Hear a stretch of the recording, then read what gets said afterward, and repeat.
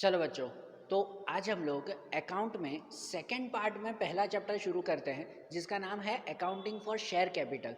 हाँ, अब second part account का शुरू करते हैं हम लोग। हमने जो फर्स्ट पार्ट देखा था ना, वो फर्स्ट पार्ट पूरा पार्टनरशिप बिजनेस के ऊपर था। याद है ना पूरा फर्स्ट पार्ट, कि जिसमें पहले से लेकर आखिरी तक हमने पार्टनरशिप बिजनेस के बारे में समझा था। पार्टनरशिप बिजनेस किसे कहते हैं, वहाँ से शुरुआत करके उसके फाइनल अकाउंट कैसे लिखते हैं वो भी हमने देखा। इसके अलावा गुडविल की एंट्रीज हमने देखी थी कि पार्टनरशिप में जब रिकंस्ट्रक्शन होता है तब एडमिशन के वक्त, रिटायरमेंट के वक्त, डिसॉल्यूशन के वक्त क्या क्या एंट्रीज करते हैं वो सभी हमने देखा था ना। याद है ना पार्ट 1। अब हम लोग एक स्टेप आगे चलते हैं। पार्ट 2 में हमें पूरा पार्ट 2 वो कंपनी बिजनेस के बारे में समझना है। किसके बारे में? कंपनीज के बारे में। अब आपकी लेवल थोड़ी ऊपर गई, ठीक है ना। अब कंपनीज के बारे में हमें समझना है। ये पार्ट 2 में आपका पूरा पार्ट 2 वो कंपनी के ऊपर डिपेंड है। जनरली बिजनेस में हम लोग 3 टाइप्स के बिजनेस देखते हैं। अभी तक सिंपल माइंड में हमारे 3 टाइप के बिजनेस होते हैं। एक सोल प्रोप्राइटरशिप, एक पार्टनरशिप और तीसरा कंपनी। जनरली तो ये 3 टाइप के बिजनेस होते हैं ना, जिसमें याद हो तो सोल प्रोप्राइटरशिप के बारे में आपने 11th स्टैंडर्ड में पढ़ा था। उनके अकाउंटिंग वो 11th स्टैंडर्ड में देखी थी। 12th स्टैंडर्ड में पहले पार्ट में पार्टनरशिप के बारे में समझा। अब सेकेंड पार्ट में हम लोग कंपनीज के बारे में समझेंगे। अब कंपनीज, हमें ये ध्यान है कि जो सोल प्रोप्राइटरशिप और पार्टनरशिप का बिजनेस होता है ना, इनमें कुछ लिमिटेशंस होती हैं।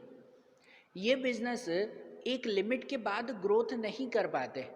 इनमें कैपिटल की प्रॉब्लम होती है, एक्सपीरियंस की प्रॉब्लम होती है, डिवीज़न ऑफ वर्क की प्रॉब्लम होती है। इसकी वजह से ये business proprietorship, sole proprietorship and partnership जितनी ग्रोथ करना चाहते हैं ना, उतनी कर नहीं पाते।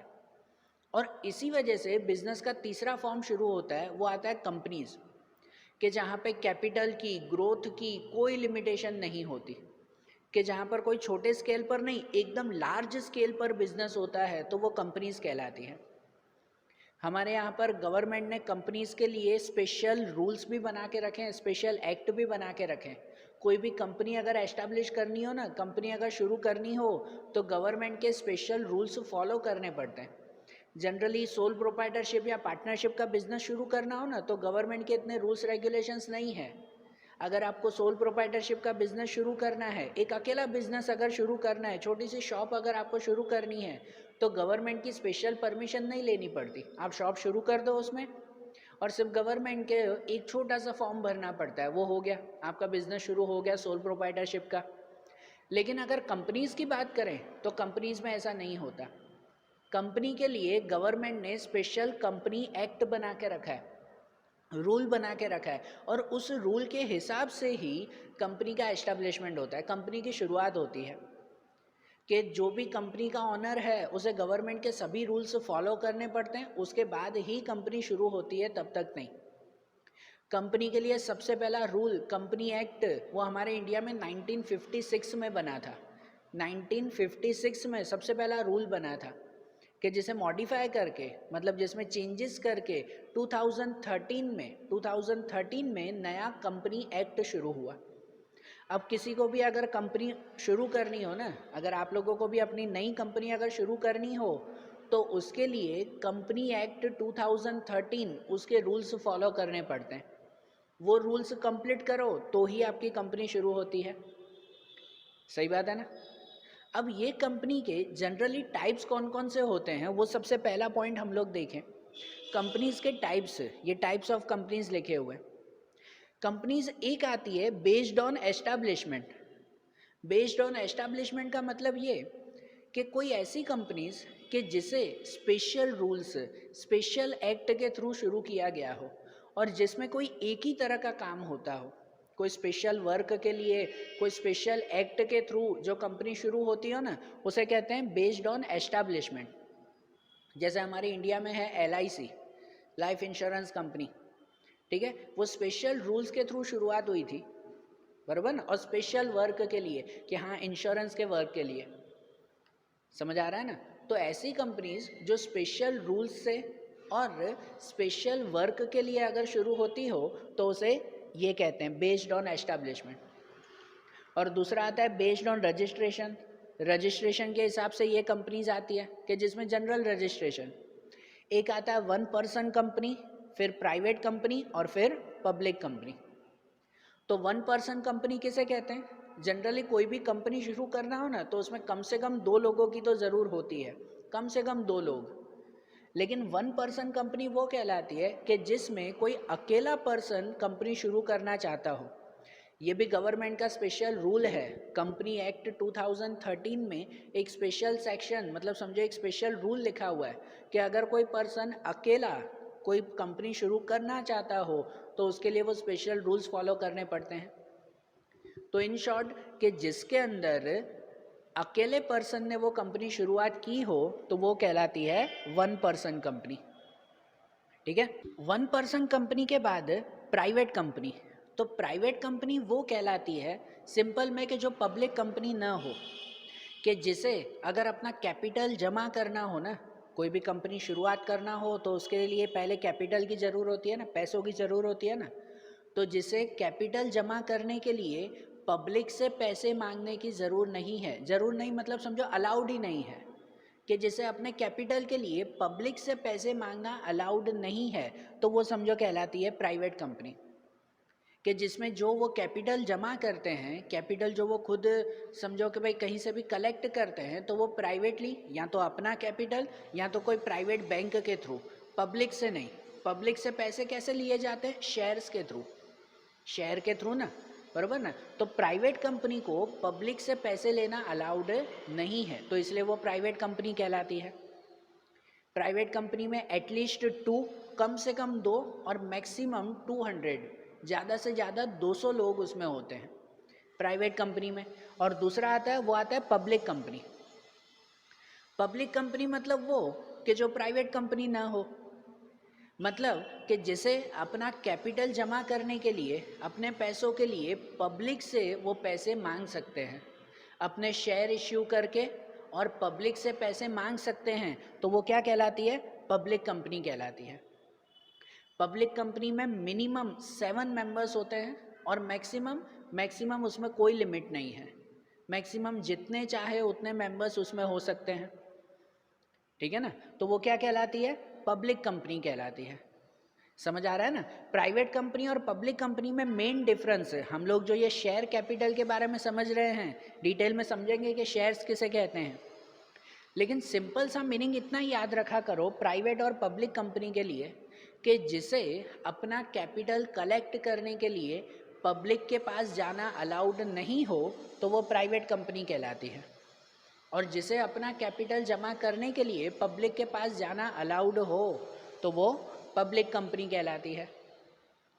बराबर ना। प्राइवेट कंपनी होती है ना तो उसके नाम के पीछे हमेशा प्राइवेट लिमिटेड लगता है। प्राइवेट लिमिटेड, जैसे हमारे गुजरात में है पंचविला कॉटन प्राइवेट लिमिटेड, है ना, प्राइवेट लिमिटेड पीछे लगता है, मतलब वो प्राइवेट कंपनी है। और दूसरा पब्लिक कंपनी, तो पब्लिक कंपनी का कोई भी नाम होता है ना तो उसके नाम के पीछे सिर्फ लिमिटेड लगता है, प्राइवेट लिमिटेड नहीं, सिर्फ लिमिटेड। जैसे कि इन्फोसिस लिमिटेड, हमारे इंडिया की फेमस कंपनी है ना इन्फोसिस लिमिटेड, ठीक है, तो नाम के पीछे सिर्फ लिमिटेड लगता है, वो पब्लिक कंपनी में। समझ आ रहा है ना, पब्लिक और प्राइवेट कंपनी इसके बीच में। और जो ये लिमिटेड होता है ना, तो ये लिमिटेड मतलब क्या है? जैसे नाम के पीछे लिमिटेड या प्राइवेट लिमिटेड लगता है, तो ये लिमिटेड का मतलब क्या होता है? अब आप लोगों को कुछ पुरानी थियरी याद करवाऊं जो आप लोगों को 11th स्टैंडर्ड में आता था, कि कोई भी बिजनेस शुरू होता हो ना तो उस बिजनेस के जो ऑनर होते हैं उस ऑनर की कुछ लायबिलिटीज़ होती हैं। वो उसकी लायबिलिटी या तो लिमिटेड लायबिलिटी होती है या तो अनलिमिटेड लायबिलिटी। याद आ रहा है कुछ? Limited liabilities and unlimited liabilities. Limited liabilities वो कहलाती है कोई भी ऑनर जब कंपनी या पार्टनरशिप शुरू करने से पहले ही जो उनका कॉन्ट्रैक्ट बनता है उस कॉन्ट्रैक्ट में ये अगर कह देता हो कि जब भी बिजनेस का लिक्विडेशन होगा, लिक्विडेशन मतलब जब बिजनेस बंद होगा, तब उस वक्त अगर बिजनेस में लॉस हुआ ना, अगर लॉस हुआ तब उस वक्त मेरी लायबिलिटी इतनी ही होगी। भाई जैसे फिक्स, सपोज उसने पहले ही कह दिया हो कि भाई मेरी लायबिलिटी 5 लाख की, कि अगर बिजनेस में लॉस हुआ ना तब उस वक्त मैं 5 लाख से ज़्यादा रुपए दूंगा नहीं, तो ये कहलाता है उसकी लिमिटेड लायबिलिटी। क्या कहलाता है? Limited liability. समझ रहे हो ना? और दूसरा आता है अनलिमिटेड लायबिलिटी। अनलिमिटेड लायबिलिटी वो कहलाती है कि जब बिजनेस का ऑनर वो ये कह देता हो कि अगर बिजनेस में लॉस हुआ ना तो उसके लिक्विडेशन के वक्त, मतलब कि बिजनेस बंद करते वक्त जितना भी लॉस हुआ वो पूरा लॉस मैं जो है वो भरूंगा, भले अपनी पर्सनल एसेट्स भी बेचनी पड़े। ठीक है, तो वो कहलाती है अनलिमिटेड लायबिलिटी, कि जिसमें लॉस के वक्त या जब लिक्विडेशन होता हो, बिजनेस बंद करना हो, उस वक्त जो लॉस होता हो ना तो उसकी पूरी भरपाई अपने घर के पर्सनल एसेट्स बेचकर भी करनी पड़ती है, तो वो अनलिमिटेड लायबिलिटी कहलाती है। समझ गए ना? और दूसरा आता है लिमिटेड लायबिलिटी। लिमिटेड लायबिलिटी मतलब जिसमें पहले से ही फिक्स हो कि हाँ भाई अगर लॉस हुआ भी तो इससे ज़्यादा पैसे हम लोग नहीं देंगे। याद है ये पूरी डिटेल 11th स्टैंडर्ड में पढ़ते थे आप लोग। तो चलो अब यहाँ पर जो जैसे मैंने बताया कि प्राइवेट कंपनी या पब्लिक कंपनी, उसके नाम के पीछे लिमिटेड लगता है। प्राइवेट कंपनी हो तो प्राइवेट लिमिटेड और पब्लिक कंपनी हो तो सिर्फ लिमिटेड। तो ये जो लिमिटेड लगता है इसका मतलब क्या कि उनकी लायबिलिटी लिमिटेड है। उनकी लायबिलिटी कैसी है? लिमिटेड, कि अगर बिजनेस बंद हुआ, बिजनेस में लॉस हुआ तो भी कुछ लिमिट से ज़्यादा पैसे वो दे पाएंगे नहीं। ठीक है, और वही लिमिटेशन के अकॉर्डिंग भी कंपनी के और 3 टाइप आते हैं। लिमिटेशंस के हिसाब से कंपनी के और 3 टाइप्स आते हैं। एक आता है company limited by shares. Company limited by shares के मतलब जिसमें उस कंपनी के जो ऑनर होते हैं ना वो पहले से ही ये डिसाइड करके रखते हैं कि अगर बाय चांस कंपनी बंद हुई और कंपनी में लॉस हुआ ना तो हम लोग इस शेयर, इतने शेयर्स के अकॉर्डिंग उतने ही पैसे हम लोग दे पाएंगे, उससे ज़्यादा नहीं। कहते हैं ना एक लिमिट फिक्स, कि भले अगर लॉस जो है वो 15 लाख का हुआ लेकिन अगर लिमिटेशन 5 लाख की उन्होंने रखी ना, भाई 5 लाख के शेयर्स हम लोग दे देंगे, तो अगर लॉस हुआ भी ना तो कंपनी 5 लाख से ज़्यादा देगी नहीं। उसे कहते हैं कंपनी लिमिटेड बाय शेयर्स। उसके बाद आता है company limited by guarantee. Company limited by guarantee मतलब क्या कि इसमें भी कंपनी पहले ही अपनी एक गारंटी फिक्स करके रखती है कि अगर फ्यूचर में कभी लॉस हुआ ना तो हम लोग इससे ज़्यादा पैसे देंगे नहीं। तो वो क्या कहलाता है? Company limited by guarantee. और तीसरा आता है कंपनी बाय अनलिमिटेड लायबिलिटी। तीसरा अनलिमिटेड लायबिलिटी, इसका मतलब ये कि इसमें अगर फ्यूचर में कभी बिजनेस में लॉस हुआ भी ना, कंपनी में लॉस हुआ भी ना, तो कंपनी के जो ऑनर्स हैं उन्हें अपनी पर्सनल एसेट्स बेचकर भी पैसे चुकाने होंगे, तो वो कहलाती है अनलिमिटेड लायबिलिटी। बराबर? तो ये कंपनी के सिंपल टाइप्स हुए। ये हुआ हमारा बेसिक समझो थियरी कि कंपनी किसे कहते हैं, उसके अकॉर्डिंग अब हमें सेकेंड पार्ट शुरू करना है ना। बराबर ना?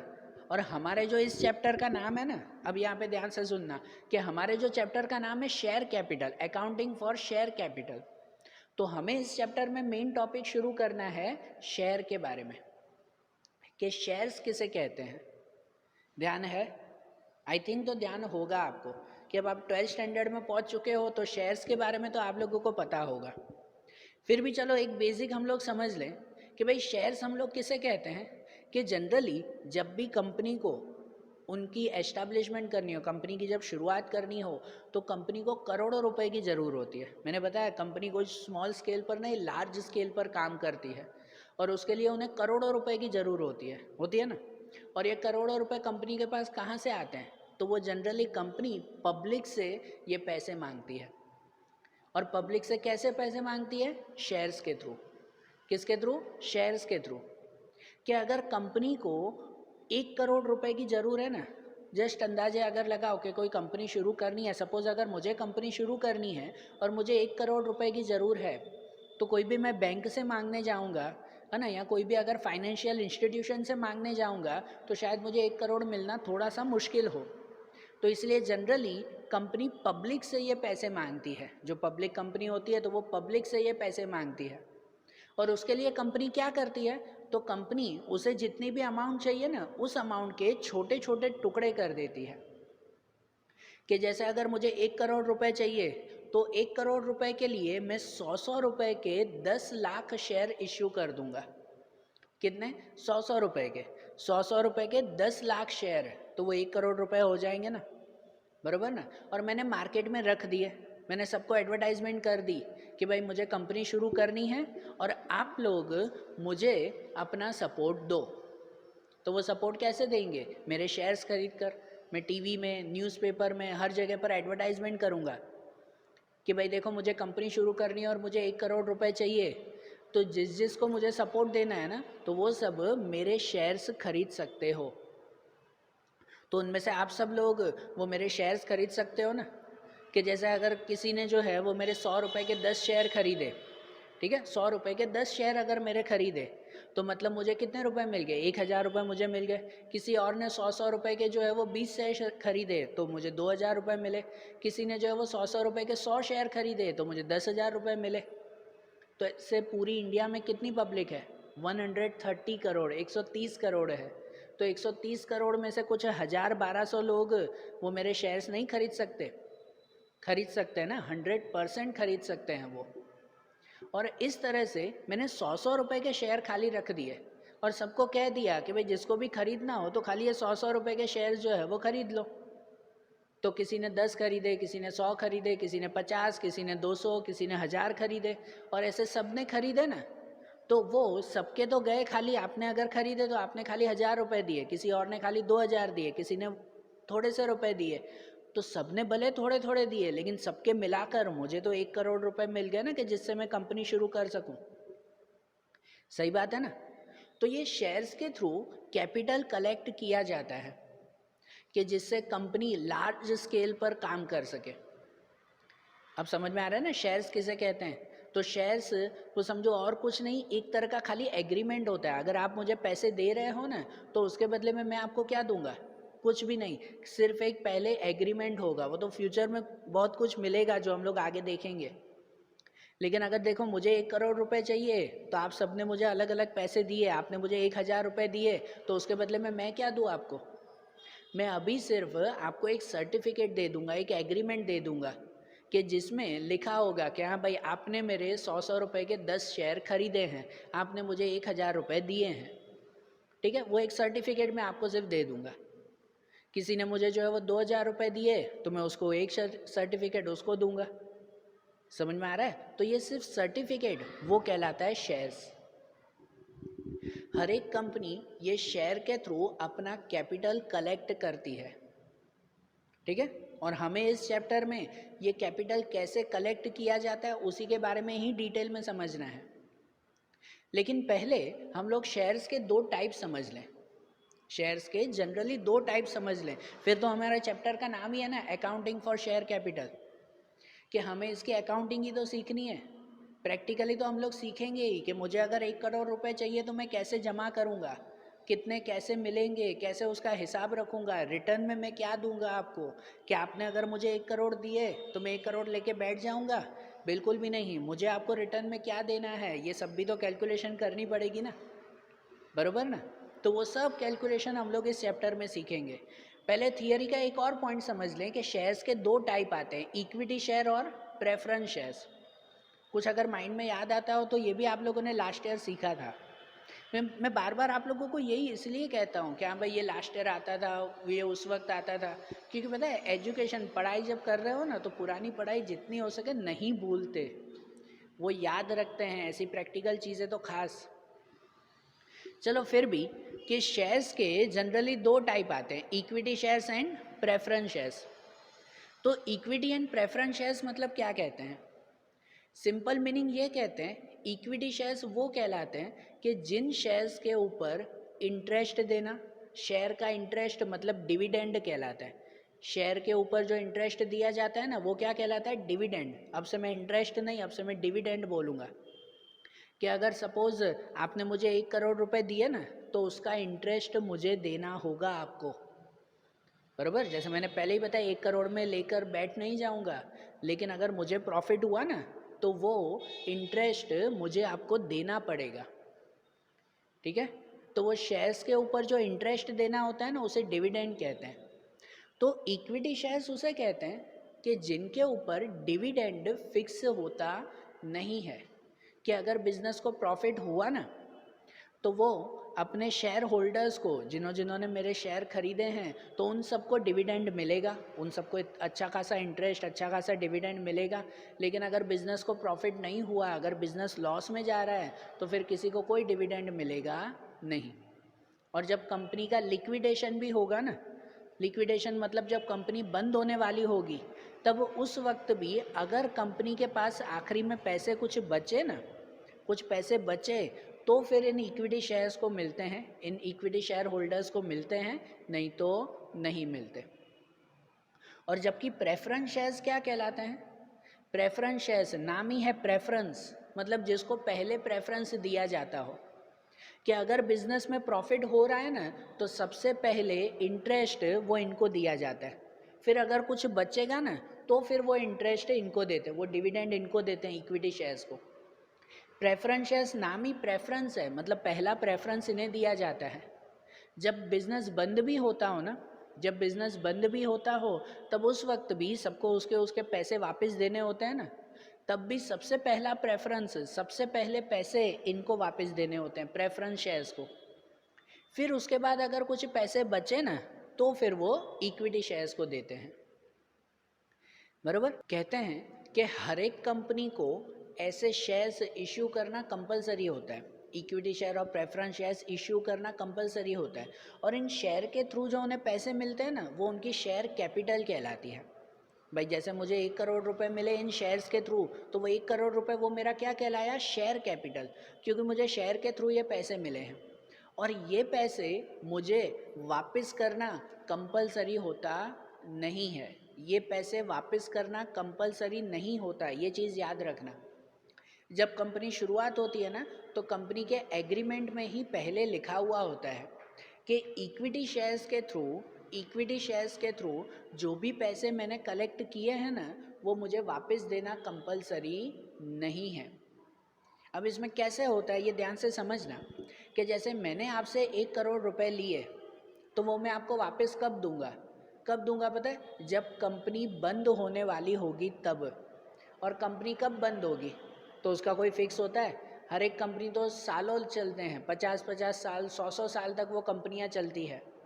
तो जब कंपनी बंद होगी ना, उसके बाद मैं आपको आपके पैसे वापस करूँगा। तब तक वो पैसे मेरे पास रहेंगे, और तब तक मैं क्या करूँगा? तो जब तक फिर कंपनी चलती रहेगी ना, तब तक आप लोगों को उस पैसों के ऊपर इंटरेस्ट मिलता रहेगा, मतलब कि डिविडेंड मिलता रहेगा। कि जैसे अगर आपने मुझे 1,000 रुपये दिए, मुझे टोटल 1 करोड़ रुपए चाहिए, किसी ने 1,000 रुपये दिए, किसी ने 2,000, किसी ने 10,000, तो उनके शेयर्स के हिसाब से उसको उसका डिविडेंड मिलता रहेगा जब तक कंपनी चलती रहेगी, तब तक। भले फिर वो 50 साल हो, 100 साल हो, 150 साल हो, जब तक चले, ठीक है ना। और डिविडेंड में इक्विटी शेयर्स का, जैसे मैंने बताया, इक्विटी शेयर्स का डिविडेंड फिक्स होता नहीं है। कंपनी को ज़्यादा प्रॉफिट हुआ ना, तो वो खुश होकर आप लोगों को ज़्यादा डिविडेंड, ज़्यादा इंटरेस्ट देगी। अगर कंपनी को कम प्रॉफिट हुआ या हुआ ही नहीं, तो हो सकता है आप लोगों को इंटरेस्ट मिलेगा भी नहीं। समझ आ रही है ना बात है? और प्रेफरेंस शेयर्स में, तो प्रेफरेंस शेयर्स में इंटरेस्ट फिक्स होता है। प्रेफरेंस शेयर्स में इंटरेस्ट फिक्स होता है कि कंपनी को ज़्यादातर प्रॉफिट हो या लॉस हो, वो आप लोगों को उतना इंटरेस्ट तो देगी ही देगी। और जब कंपनी बंद भी होने वाली होगी ना, भले 50 साल बाद, 100 साल बाद, जब कंपनी बंद भी होगी, तब उस वक्त भी सबसे पहले जब पैसे रिटर्न करने हो ना, तो प्रेफरेंस शेयर्स वालों को पैसे पहले रिटर्न किए जाते हैं। और आखिरी में अगर कुछ पैसे बचे, तो इक्विटी शेयर्स होल्डर्स को पैसे रिटर्न किए जाते हैं। इक्विटी शेयर्स होल्डर के लिए तो ऐसे होता है कि अगर आखिरी में कुछ पैसे बचे ही नहीं ना, तो समझो इनके पैसे डूब गए। कि अगर आपने मुझे 1 करोड़ रुपए दिए, कंपनी समझो 50 साल तक चली, लेकिन उसके बाद अब कंपनी को लॉस हो गया, कंपनी बंद हो गई, तो आप सब मुझे पैसे मांगने आओगे ना, कि भाई लाओ भाई मेरे पैसे वापस दो जो आपसे 50 साल पहले दिए थे, आओगे ना फिर? तब उस वक्त अगर मेरे पास एक्स्ट्रा पैसे बचेंगे ना, तो मैं आपको पैसे दूंगा, नहीं तो नहीं। वो इक्विटी शेयर्स में अगर आपने मेरे प्रेफरेंस शेयर्स खरीदे हो ना, तो फिर पहला प्रेफरेंस आपको मिलेगा, तो आपको पैसे मिल जाएंगे रिटर्न। समझ आ रहा है? तो आज जैसे हमने ये बेसिक थियरी समझी ना, कंपनी के टाइप्स देखे और शेयर्स के हमने टाइप्स देखे, तो आज सिर्फ ये थियरी हुई। अब इनकी जो प्रैक्टिकल नॉलेज है कि भाई जनरली ये शेयर्स कैसे इशू किए जाते हैं, उनके फिर जो है वो कैसी प्रोसेस होती है, वो जो टाइप्स है वो अब हम लोग कल के वीडियोज़ में देखेंगे, ठीक है। और इनके साथ कल इनके प्रैक्टिकल सम्स, कल इनके जो है वो एक दो सम्स भी हम लोग ट्राई करेंगे कि एक्चुअली शेयर कैपिटल की अकाउंटिंग कैसे की जाती है। तो कल टेक्स्ट बुक जो है वो साथ में रखना। आज तो सिर्फ थियरी हमने समझी, कल टेक्स्ट बुक साथ में रखना, तो इनके साथ इनके सम्स भी देखते जाएंगे। ओके, तो अब इनके आगे के जो थियरी और आगे के सम्स है वो अब हम लोग कल के वीडियोज़ में देखेंगे। Okay, thank you.